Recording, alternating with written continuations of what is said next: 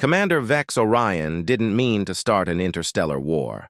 It happened during what should have been a routine diplomatic mission to the Kelvari Confederacy's border station. The Kelvari, towering six-limbed arthropods with exoskeletons that shimmered like polished obsidian, had maintained an uneasy peace with the Terran Alliance for decades. Both civilizations respected boundaries, conducted limited trade, and pretended not to be building military assets along their shared sectors. Orion was simply delivering updated treaty documents, a glorified courier mission that any junior diplomat could have handled. But the Alliance brass insisted on sending their most decorated tactical officer, a show of respect, they claimed. Really, it was a power move, reminding the Kelvari that humans had military minds worth showcasing. Commander approaching final. Docking vector, announced Lieutenant Marisa Niecki, her fingers dancing across the navigation console of the TS Indefatigable. The sleek diplomatic vessel, barely armed but extraordinarily fast, glided toward the massive stellate structure that housed the Kelvari delegation. Acknowledged. Standard approach protocols, Orion replied, straightening the formal gray uniform that felt stiff and unnatural compared to his usual tactical gear. At 42, his body remained combat-ready despite the scars crisscrossing his dark skin, mementos from the Proxima insurrection where he'd earned his reputation. The docking proceeded smoothly until proximity alarms blared across the bridge. "Unidentified vessel approaching at combat velocity," shouted Security Chief Ryzik. The stocky officer's bioluminescent Enceladian heritage made his skin glow blue under stress. "Kelvari signatures but not broadcasting proper identifiers," Orion squinted at the tactical display. The approaching vessel was unmistakably Kelvari design, but moved with an aggression that violated every protocol in existence. "Hail them, all channels." No response came as the vessel accelerated. "They're charging. Weapons!" Ryzik's voice cut through the tension. In that moment, something clicked in Orion's mind. A pattern recognition honed through countless battles. The approach vector, the energy signatures. This wasn't standard Kelvari tactics, it was a fringe. Maneuver he'd studied from historical archives. "Evasive pattern Epsilon 9, Orion ordered calmly. "Full countermeasures." Lieutenant Niecki's head snapped toward him. "Sir, that's a combat protocol. We're on diplomatic—" "Now, Lieutenant!" The Indefatigable lurched sideways, just as energy beams sliced through the space they had occupied. Orion's unorthodox evasion pattern, developed for an entirely different conflict scenario, had just saved their lives. "Return fire?" asked Ryzik, fingers hovering over the weapons console. "Negative. Maintain defensive posture and record everything," commanded Orion. "This is a setup." The Kelvari vessel circled back, firing another volley that the Indefatigable narrowly avoided. From the station ahead, 3 more ships emerged.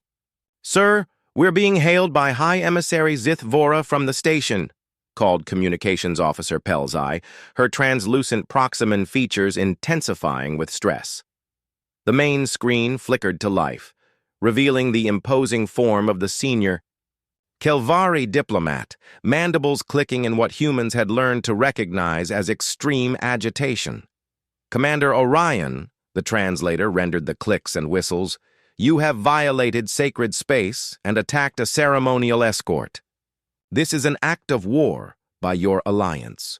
Orion kept his expression neutral. "Emissary, we have taken no aggressive action. Your vessels fired upon a diplomatic mission without provocation. Our sensors show your weapons are active," Zith Vora countered. "And you employed military evasion tactics in a peace zone."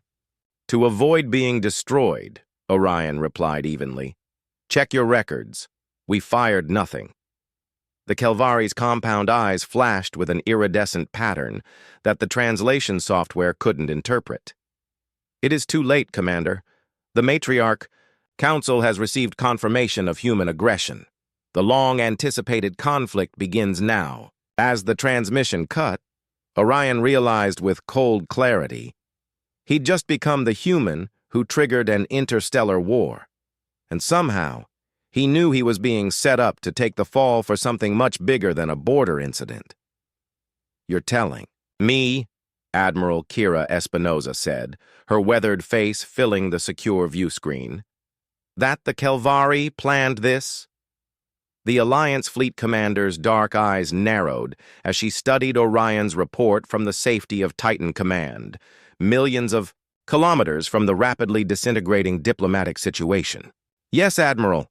The attack pattern was precise, too precise for a misunderstanding." Orion stood at attention in his quarters aboard the Indefatigable, now racing back toward Alliance space with 4 Kelvari warships in pursuit.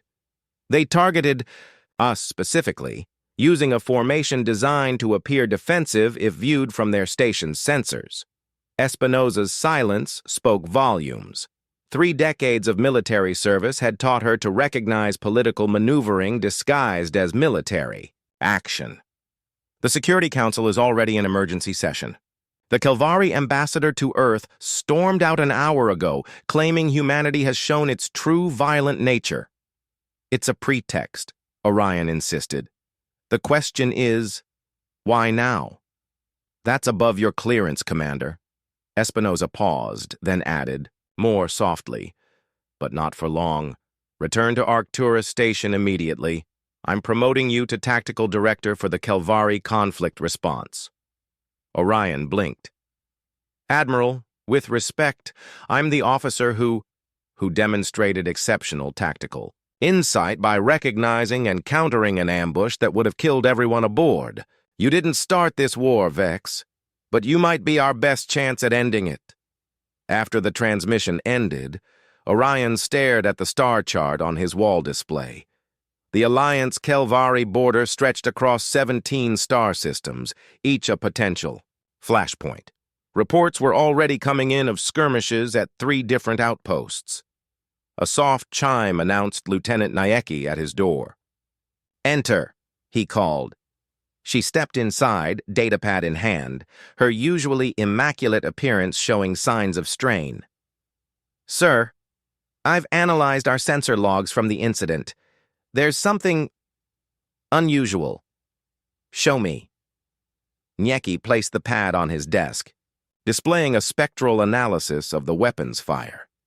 "The energy signature doesn't match standard Kelvari disruptors. It's modified, optimized for shield penetration specifically calibrated to Alliance frequencies."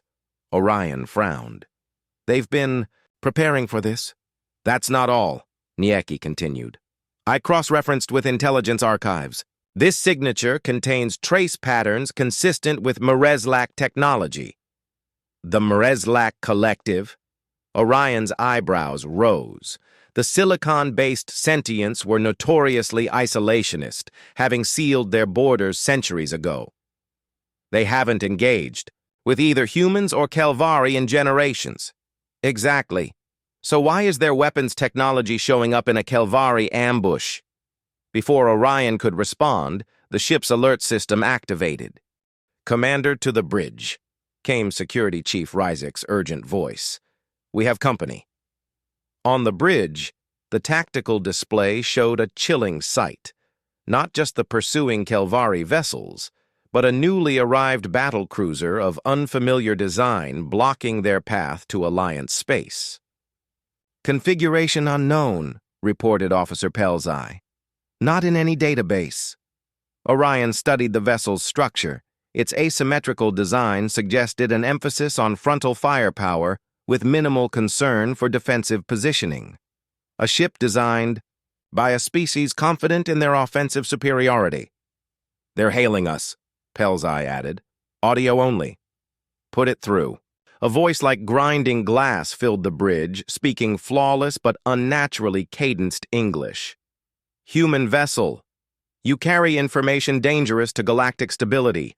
Surrender Commander Orion for extraction or face immediate destruction. The Eye." Bridge crew turned to Orion, whose mind was already racing through scenarios. This unknown ship knew him by name, which meant the border incident was merely a step in a larger plan. "Who am I addressing?" Orion asked calmly. We are the Preservation Directorate. We maintain balance. Your species has been designated a destabilizing element. Orion exchanged glances with Ryzik. Neither had heard of such an organization. And if I refuse? Then you will witness the first deployment of extinction-class weaponry against your homeworlds. Your decision has a 3-minute window. As the transmission cut, Orion turned to his crew. Nieki, plot an escape vector through the Kashvan Nebula. Ryzik, prepare the experimental phase shift protocol. Sir, Ryzik objected. That system is untested outside simulations.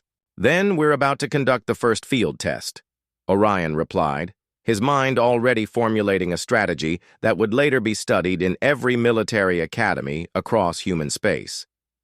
And send a quantum-encrypted burst transmission to Admiral Espinosa, with everything we've learned. What began as a diplomatic incident was rapidly evolving into something far more sinister. Someone, or something, had orchestrated not just a war between humans and Kelvari, but apparently the elimination of Orion himself. He intended to disappoint them. The Indefatigable limped into the maintenance bay of Arcturus Station, hull scorched and one engine nacelle barely functional. Their escape through the Kashvan Nebula had worked, barely, thanks to Orion's unconventional application of the experimental phase shift technology. Rather than using it as designed to enhance weapons penetration, he had reversed the polarity, to create temporary blind spots in enemy sensor systems. The pursuing ships had lost them in the nebula's dense gases, but not before landing several devastating hits. Commander Orion, Admiral Espinosa greeted him as he stepped off the shuttle onto Arcturus's main deck. Her formal tone contrasted with the tight grip of her handshake. Walk with me. What you transmitted has altered everything. They strode through corridors buzzing with heightened activity. Arcturus Station, usually a research and diplomatic hub, had transformed overnight into a war operations center. The Security Council received your evidence about the Preservation Directorate. Espinosa continued once they entered a secure briefing room. It contextualizes intelligence we've been gathering for months. A holographic display activated, showing a 3-dimensional map of known space. Red indicators pulsed at various points along not just the Kelvari border, but throughout Alliance. Territory. These represent unexplained incidents over the past 18 standard months, explained Intelligence Director Laszlo Quillis, a thin, silver-haired veteran with cybernetic eye implants that glowed faintly blue. Disappearances of research vessels, communication outages, sabotaged mining operations. We thought they were unrelated. All orchestrated? Orion asked. Precisely, confirmed Quillis. And not just against us. The Kelvari have experienced similar disruptions, though their hierarchical government kept it quiet. We believe this Preservation Directorate has been systematically provoking both our civilizations. Orion studied the pattern of incidents. They're creating controlled instability. Yes, Espinosa nodded. But why target you specifically? The answer came from an unexpected source. Lieutenant Nieki had been invited to the briefing based on her analysis of the weapon signatures. She stepped forward, uncharacteristically hesitant. Sir, I believe it's because of Proxima. Orion's expression darkened. The Proxima insurrection had been his most famous victory, quelling a rebellion on humanity's oldest extrasolar colony through strategic innovation rather than overwhelming force.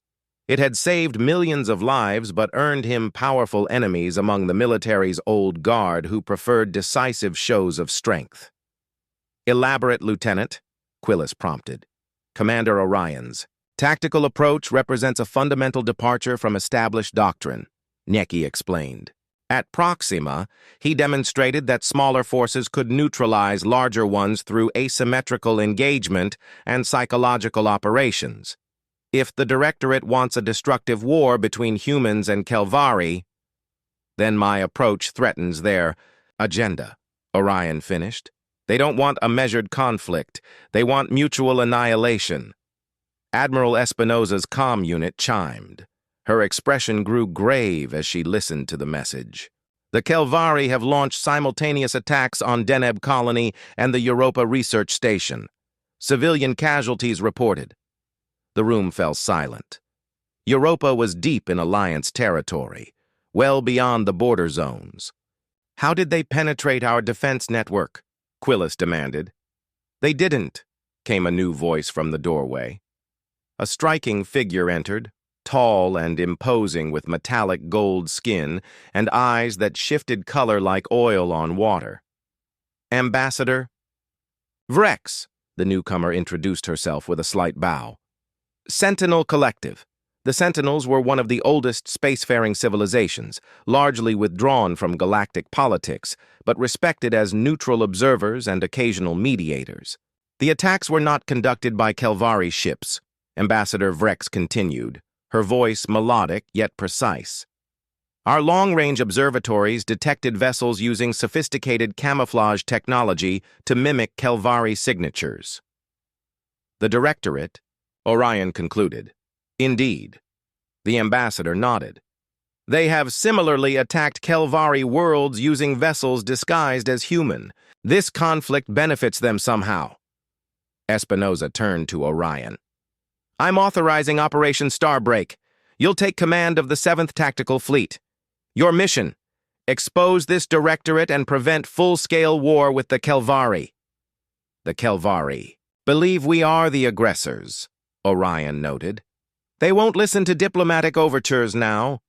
Ambassador Vrex's eyes swirled with purple and gold. Perhaps not to typical diplomacy, but they might respond to a different approach.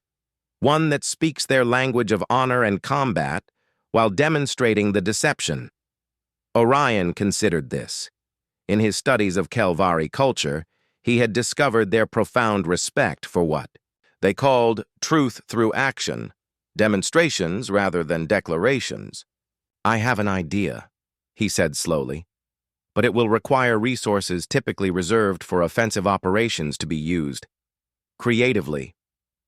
For the first time since the crisis began, Admiral Espinosa smiled.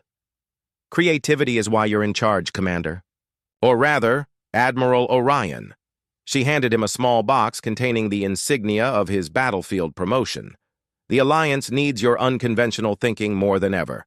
This Preservation Directorate has been playing a long game. It's time we change the rules. As the newly minted Admiral Orion left the briefing room, his mind was already formulating a strategy that would come to be known as the Inverted Spear Doctrine, a revolutionary approach that would not only expose the hidden manipulators but fundamentally transform interstellar conflict resolution for centuries to come.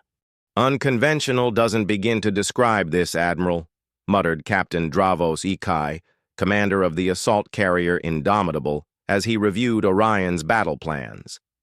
The grizzled veteran's face was a map of old scars, his reputation for by-the-book operations legendary throughout the fleet.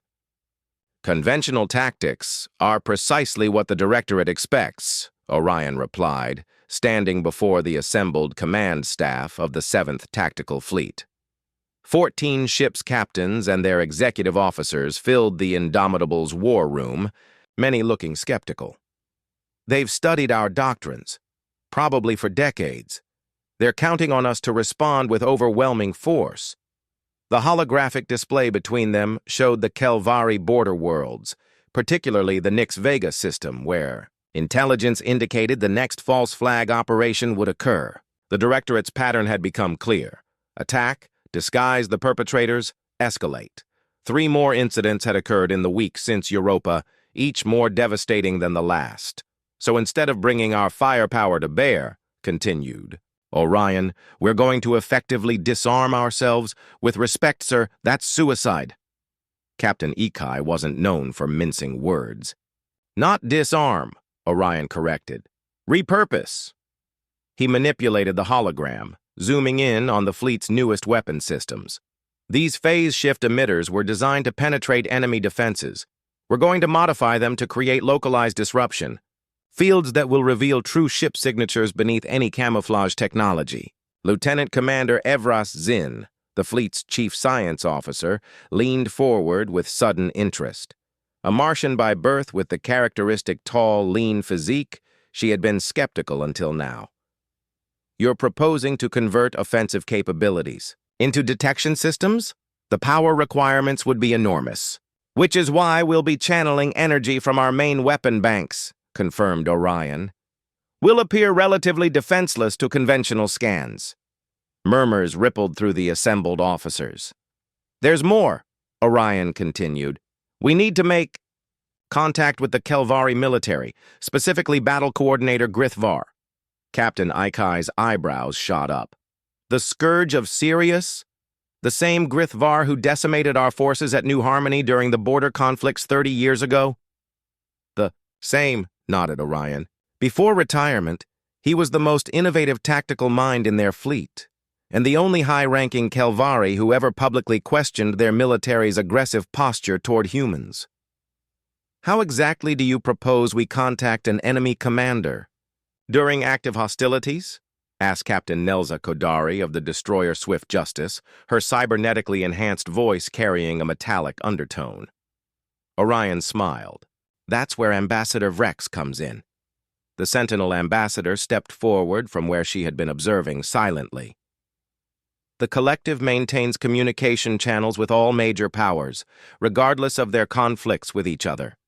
We can deliver a message, provided it is compelling enough for Grithvar to risk treason by hearing it.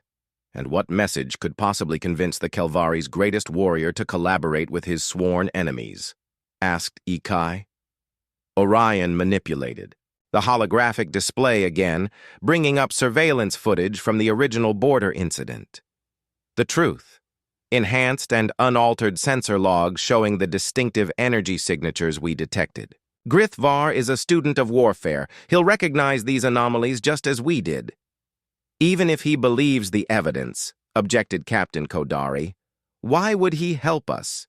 Because, Orion said quietly, according to our intelligence, his clutch-bearer and offspring were on the Kelvari research outpost, supposedly destroyed by Alliance forces last week. If he discovers they died in a false flag operation, understanding dawned on the assembled officers' faces. You're weaponizing grief, whispered Commander Zinn. I'm offering truth to someone who deserves it, Orion corrected firmly, and creating an opportunity for justice that serves both our peoples. He straightened, addressing the room with newfound authority. The Preservation Directorate believes they understand human and Kelvari psychology perfectly. They expect us to destroy each other while they remain hidden. They don't expect us to collaborate. They don't expect us to prioritize revelation over retaliation. Admiral Espinoza, who had been silently observing from the back of the room, finally spoke. Implementation begins immediately. The 7th Fleet departs for the Nix Vega system. In 6 hours. This operation has been classified Nova Black. No communications outside this room. As the officers filed out to prepare their ships, Espinoza approached Orion. This is unprecedented, she said quietly. If it fails, then humanity will fight the wrong enemy until there's nothing left, Orion finished. But if it succeeds, we rewrite the fundamentals of interstellar conflict resolution. Admiral, called Ambassador Vrex before departing, her metallic skin catching the light. There is something you should know about the Preservation Directorate. The Sentinel archives contain obscure references to a similar entity from over 8,000 years ago. Manipulators who engineered wars between emerging spacefaring species. What happened to them? Asked Orion. They vanished after successfully causing the extinction of 17 civilizations, the ambassador replied. The survivors never recovered. Orion absorbed this grim information. History doesn't need to repeat itself, he said finally. Not if we refuse to play our assigned roles. Within hours, the 7th Fleet slipped into faster-than-light travel, embarking on a mission that would either save 2 civilizations or hasten their destruction. And at its center was a human admiral whose unconventional thinking had already reshaped the tactical landscape once before. The Preservation Directorate had chosen their adversary poorly, The Nix Vega system hung in space like a jewel, with multiple facets, 3 habitable planets, a sprawling asteroid mining operation, and a massive Kelvari military installation protecting it all. As the 7th Fleet emerged from hyperspace at the system's edge, Admiral Orion knew they had precious little time before being detected. "Begin phase shift modifications," he ordered from the Indomitable's command deck. "Deploy sensor drones in pattern Epsilon." Throughout the fleet, crews worked feverishly to implement Orion's unconventional strategy. Weapon systems were reconfigured into massive detection arrays, while the sensor drones, typically used for battlefield reconnaissance, spread out in an elaborate web designed to catch the subtle traces of camouflaged ships. "Sir, we're detecting Kelvari battle group approaching from the 4th planet," reported Lieutenant Commander Zinn from the science station. 5 heavy cruisers, designation Talon class. "Hold position. Make no move that could be interpreted as aggressive," Orion commanded. "And broadcast Ambassador Vrex's message on the secure frequency we provided." Minutes passed in tense silence, the Kelvari vessels steadily closing the distance. "They're powering weapons," warned Captain Ikai. "Maintain discipline," Orion said. Calmly, though internally, he questioned whether his gambit would work. Everything hinged on whether Battle Coordinator Grith Var would listen before attacking. "Sir," Zinn called suddenly, "I'm detecting anomalous energy signatures near the asteroid belt, similar to those from the border incident but magnified tenfold." Orion leaned forward. On screen, the main display showed what appeared to be empty space, but as the phase shift detection array came fully online, ghostly outlines appeared.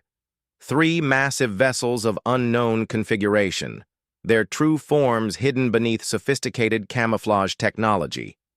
"They're preparing to attack the Kelvari mining operation," Orion realized, while disguised as Alliance ships. "The Kelvari fleet has changed course," reported the tactical officer. "They're hailing us." "Put it through." The view screen filled with the imposing visage of a Kelvari war leader, exoskeleton darkened with age, and compound eyes showing the iridescent patterns of one who had seen countless battles. "Admiral Orion," the translator rendered the clicks and whistles. "I am Battle Coordinator Grith Var. Your message was unexpected." "As is your willingness to respond before attacking," Orion replied respectfully. "We have detected vessels. Using camouflage technology in the asteroid belt, they are preparing to attack your mining operation while disguised as human ships." The Kelvari's mandibles worked in what Orion recognized as their expression of skepticism. "Convenient claims." "We are transmitting our sensor data now," Orion continued.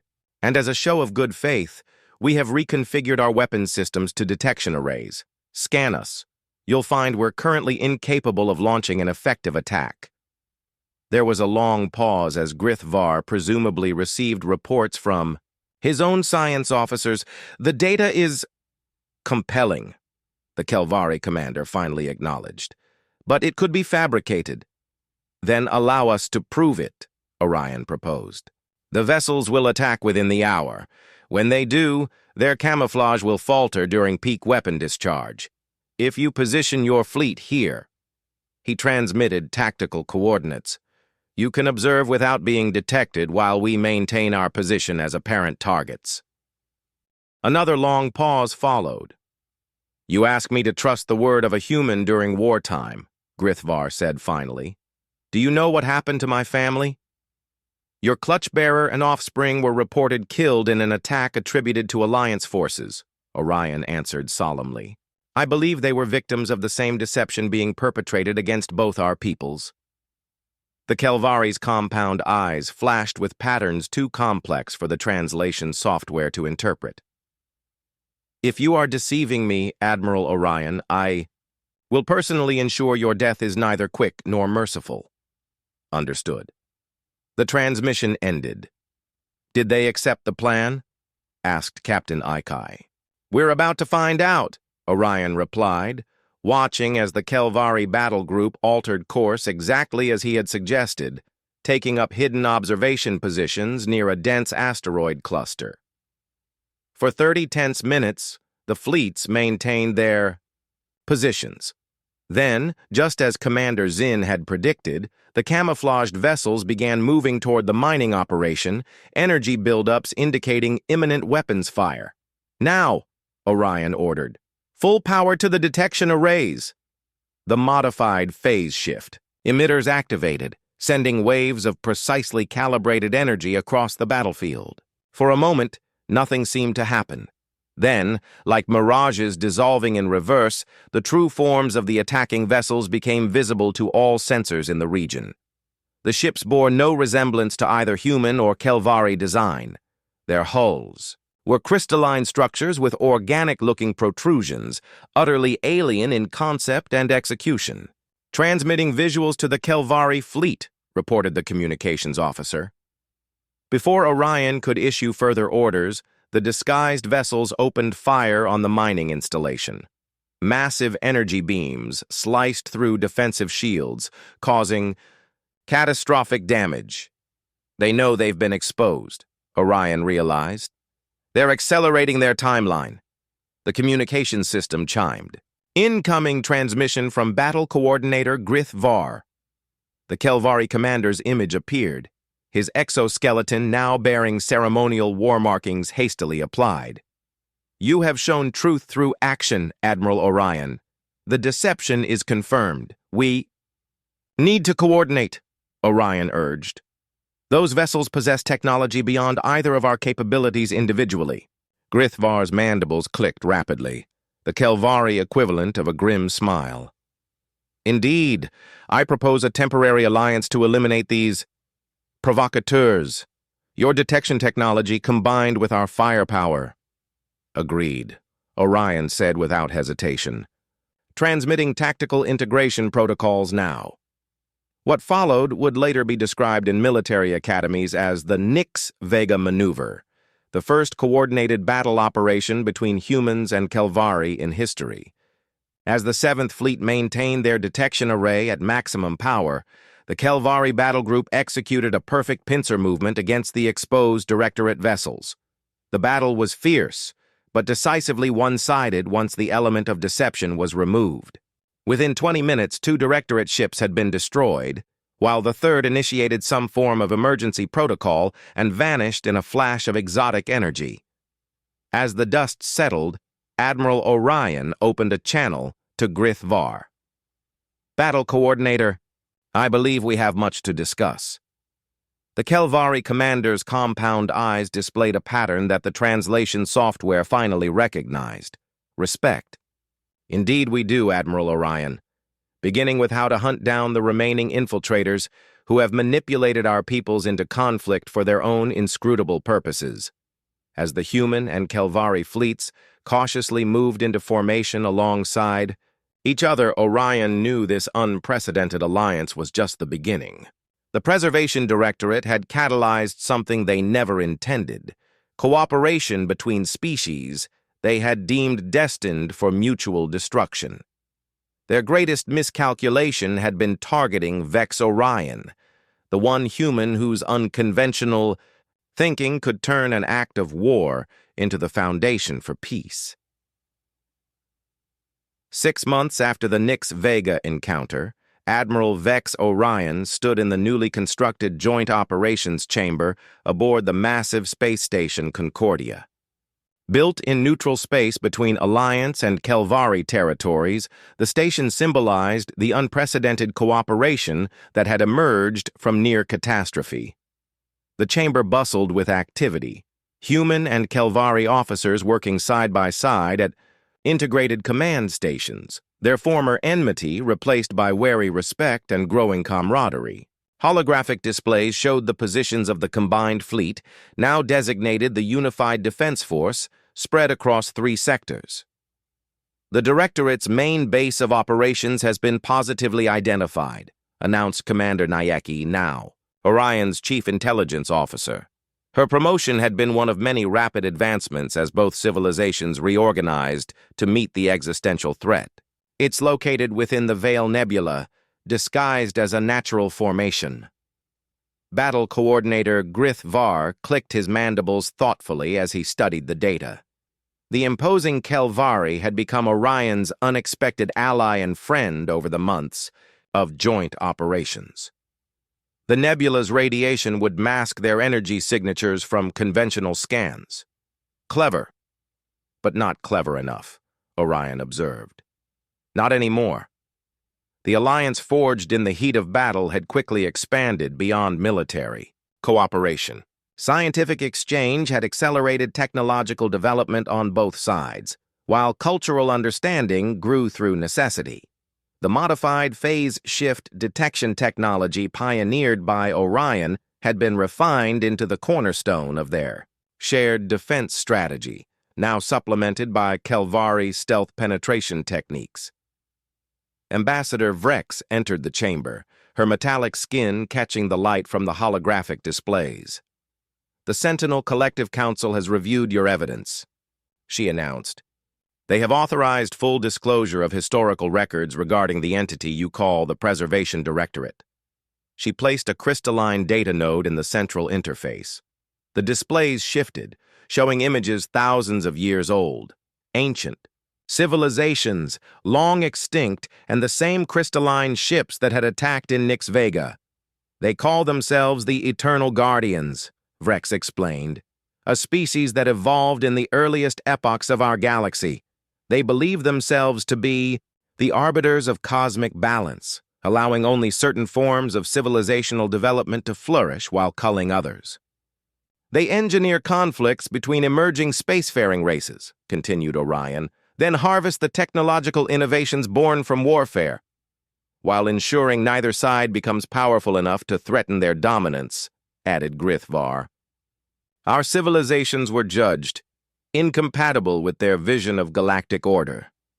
Security Chief Ryzik, now a captain commanding his own vessel in the unified fleet, frowned at the data. "According to these records, they've successfully eliminated dozens of civilizations over millennia. Why expose themselves now? Because they've never encountered this." Orion gestured to the integrated command center around them. "Cooperation where they expected only escalating conflict. Our unified response represents an evolutionary path they cannot predict or control." "Oh." Soft alert chimed through the chamber. All eyes turned to the main tactical display where a single indicator pulsed. A long-range communication probe had been detected approaching Concordia at tremendous speed. "Source?" demanded Grith Var. "The Veil Nebula," confirmed Commander Nayeki. "It's broadcasting on all frequencies." "Put it through," ordered Orion. The familiar voice, like grinding glass with perfect, unnatural enunciation, filled the chamber. "Defenders of obsolete order, your temporary alliance cannot withstand the fundamental incompatibilities between your species. This aberration will be corrected." "You misjudged us," Orion replied calmly. "Your manipulations failed." "Your defeat is mathematically certain," the voice continued, unperturbed. "We have guided the evolution of conflict for millions of years. Your resistance is merely data to refine our methods." Grith Var stepped forward. "Then explain why your carefully engineered war has transformed into unprecedented cooperation. Your models failed to account for adaptation." A pause followed, the first sign of uncertainty from the entity. "Individual anomalies cannot override species-wide imperatives," the voice finally responded. "You will revert to conflict. It is inevitable." Orion exchanged glances with Grith Var. They had anticipated this response in their planning sessions. The next move would change everything. "We are prepared to demonstrate otherwise," Orion stated, firmly. "A joint sovereignty pact has been ratified by both our governments. We are no longer separate entities to be turned against each other." "Impossible," the voice replied. "Your biological imperatives are not as fixed as you believe," interrupted Ambassador Vrex. "The Sentinel Collective has witnessed this pattern before. Your fundamental error is assuming that conflict is the only driver of evolution. Cooperation creates possibilities your models cannot predict. The tactical display suddenly flared with warnings. Energy signatures erupted from the Veil Nebula, a massive fleet of crystalline vessels emerging. "They're mobilizing their entire force," reported Captain Ryzik, eyes fixed on the tactical display. "I count 73 vessels of varying configurations. They're forming an attack formation. They perceive our alliance as an existential threat to their purpose," Orion noted, "which means we've struck at something fundamental to their worldview." Grith Var's mandibles clicked rapidly, his species equivalent of grim laughter. "Good, let them come." The combined human Kelvari fleet had been preparing for this confrontation since the Nix Vega encounter. Ships positioned throughout 3 sectors received the activation code and began converging on Concordia's position. But Orion knew that even with their combined strength, a direct confrontation with the Directorate's full might would result in devastating casualties. "Initiate Operation Eclipse," he ordered. Throughout the chamber, officers, both human and Kelvari, activated specialized protocols that had been months in development. The culmination of shared scientific advancement and tactical innovation was about to be tested. "You believe your primitive alliance can stand against cosmic balance?" the Directorate's voice intoned. "We have guided galactic evolution since before your ancestors crawled from primordial seas." "Perhaps that's your fundamental mistake," Orion replied. "You've guided for so long, you've forgotten how to adapt." On his signal, Commander Nayeki activated the station's primary systems. Concordia wasn't merely a command center, it was the control hub for the most ambitious defensive network ever conceived, built in secret during the months of supposed preparation for conventional warfare. Throughout the approaching battlefield, hundreds of specialized satellites activated simultaneously, each equipped with modified phase shift technology derived from Orion's original insight, but enhanced exponentially through collaboration with Kelvari scientists. "Network online," reported Nayeki. "Phase integrity at 98% and climbing." The Directorate fleet continued its approach, apparently unaware of the trap being laid. Their technology, while advanced, relied on predictable responses from their targets. Conventional, defense and counterattack. What awaited them was something entirely new. "Their weapon systems are charging," warned Ryzik. "Impact in 45 seconds. Orion looked to Grith Var, who gave the Kelvari equivalent of a nod. "Together, then. Activate the harmonic shield," they commanded in unison. The satellite network pulsed with coordinated energy, creating not a conventional defensive barrier, but a phase-shifted dimensional interference pattern that rippled across space. As the Directorate's weapons fired, their energy beams struck the interference field and something remarkable happened. They didn't just disperse or deflect, they reversed. "Direct hit!" exclaimed Nayeki. 23 Directorate vessels experiencing critical systems failure from backflow effect. The chamber erupted in controlled celebration. The harmonic shield, a theoretical concept that neither humans nor Kelvari could have developed alone, had worked. It used the Directorate's own energy against them, creating a recursive loop that overwhelmed their weapon systems. "This is impossible," came the Directorate's voice, now fluctuating with what sounded like genuine alarm. "Your technological level cannot produce dimensional phasing of this complexity." "Alone, no," Orion agreed. "Together, yes. That's what you failed to calculate. And that's not all we've developed together," added Grith Var. With a gesture to his officers, he activated the second phase of their strategy. The unified fleet, now in optimal position, launched a coordinated attack. Using hybrid weapons technology, human phase shift principles combined with Kelvari precision targeting. The Directorate's ships, already destabilized by the harmonic shield, found their advanced defensive systems overwhelmed by weapons they couldn't predict or counter. Within minutes, a third of the Directorate fleet had been disabled or destroyed.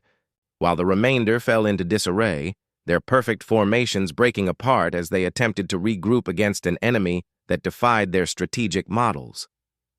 "They're retreating," reported Ryzik, unable to keep the satisfaction from his voice. "Not retreating," corrected Ambassador Vrex, studying the energy patterns. "They're attempting to disperse and re-establish their camouflage protocols." Orion nodded. As expected. Phase 3. Throughout the unified fleet, specialized tracking beacons activated, attaching themselves to the quantum signatures of the Directorate vessels. No matter where they fled, they would now be traceable, their millennia of hiding coming to an end. "Transmission incoming," announced Commander Niecki. "They're requesting communication." The chamber fell silent. This was unprecedented. The Directorate had never negotiated in their long history of manipulation. "Put it through," Orion ordered. "This conflict serves no evolutionary purpose," the voice stated, its mechanical perfection now underlaid with something almost like uncertainty. "We propose cessation of hostilities while we reassess parameters." Orion and Grithvar exchanged a look of cautious triumph. The plan had worked. They had forced an entity that had orchestrated countless wars to consider peace. "We will discuss terms," Orion replied, "but understand this. The era of manipulation ends today. Your presence as secret directors of Galactic Affairs has been exposed to every spacefaring civilization in this sector. Your methods are known. Your patterns are mapped. Your species were calculated to destroy each other," the voice insisted, though with less conviction. "The models were absolute. Your models," Grithvar clicked decisively, "failed to account for individuals like Admiral Orion who see beyond ingrained responses, who recognize patterns and break them." In that moment, Orion realized the true significance of what they had accomplished. The Directorate hadn't just been defeated militarily, they had been proven wrong philosophically. Their fundamental assumption about the inevitability of conflict between different species had been shattered by the very civilizations they had attempted to eradicate. "We offer terms," Orion stated. "Withdrawal of all your forces from this sector, full disclosure of all past manipulations, and integration into a new interspecies council where your knowledge can be used constructively rather than destructively." "You would offer inclusion?" The Directorate's voice contained genuine confusion now. "After our attempt to eradicate you." "That," said Ambassador Vrex, stepping forward, "is precisely what you failed to predict about these species. Their capacity for reconciliation is as powerful as their capability for warfare." As negotiations proceeded in the following days, the unified fleet maintained vigilance, but the Directorate forces made no further aggressive moves. Their worldview, unchallenged for millennia, had encountered something they could not simply eliminate or manipulate away.